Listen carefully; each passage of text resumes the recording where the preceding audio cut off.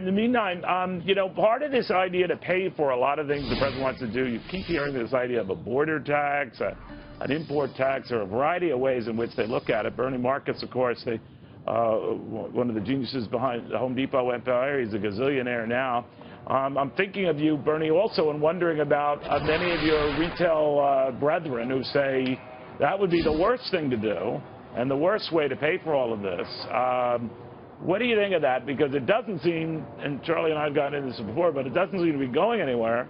But that was originally the way we were going to be paying for a lot of this stuff. What do you think? You're talking about the import tax and the export tax. Look, as a retailer, it's a very tough deal. But, you know, every country in the world, and I'm going to say something now, my other retailers are not going to like it, but every other country in the world has this tax going. He's going to have to pay for what he's going to want to spend somewhere, and he's got to raise it, number one. And number two, he's got to try to increase the exports from the United States. And that's a major issue. But I will tell you this. It'll be a hidden tax. It'll be hidden in the product. And almost everybody who imports will probably have to raise their taxes. So the American people are eventually going to pay for it. But, you know, Washington is very funny. They deal with not facts, they deal with what things look like. And I think that in this case, it's probably going to be advantageous to put that tax in. I don't know how they're going to balance the budget or how they're going to be able to pay for everything that they're talking about. But let me say one thing about Gasparino in this last conversation you had. And it's very, very... the one thing no one talked about was tax cutting and what it means for creating jobs in America. And here is the point I want to make. He was very specific, Trump.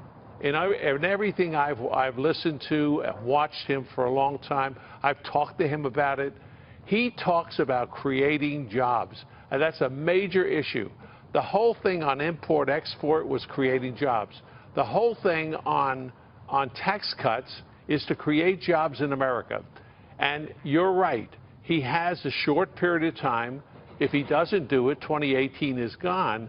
But I'll tell you one other thing that's very interesting, and that's what Obamacare is doing to jobs in America.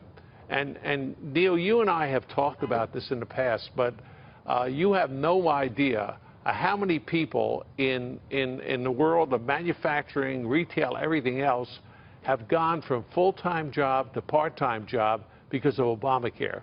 Now, nobody talks about that. I don't hear the politicians talking about it. So you're okay with hitting Obamacare first. In other words, go ahead and deal with that first because it is a problem. I just think that it's the cart before the horse. You disagree?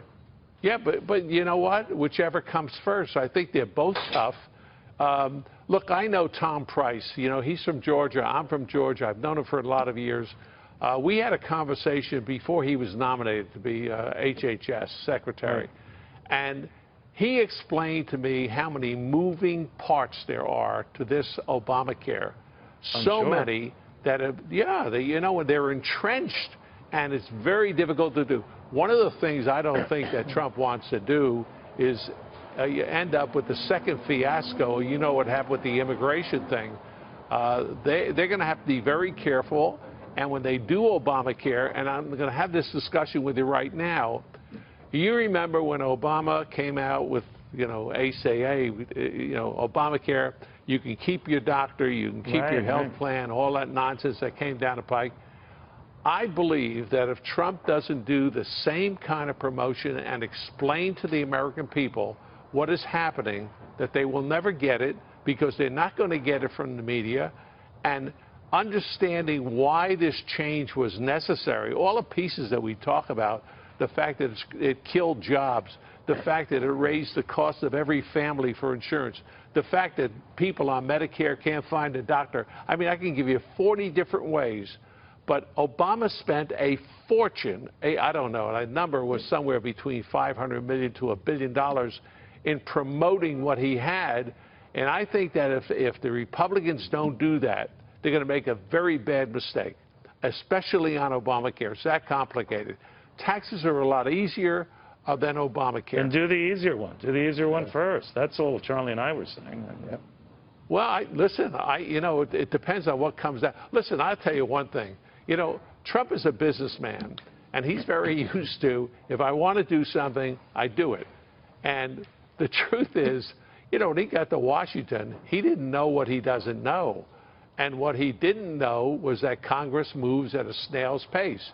And you see the pressure but you think about the pressure he's put on McConnell and put on, Ryan. Get this done, get this done, get this done. I think that you're going to see the Congress move a hell of a lot faster than they ever done in the past, because he is not going to wait. And before you know it, you're going to be the end of a tweet, and you're not going to want to do that. GM CEO had addressed this issue that any sort of an adjustment tax would be difficult, would be extremely tough. I want you to react to this. I think we have the bite, but I could say that the view was, hey, a lot easier said than done, and she was convinced that that will always be the case. A lot easier said than done. What do you make of that?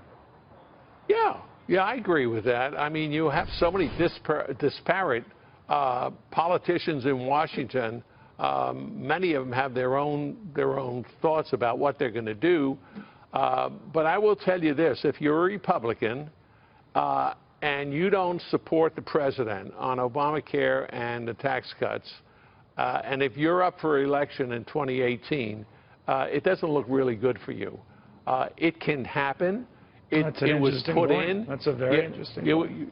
Remember, remember when Obamacare was put in, the mistakes that were made, they underestimated the amount of people that would come on, that would sign on. They had underestimated young people joining. They underestimated everything. But they were Democrats, so it's okay.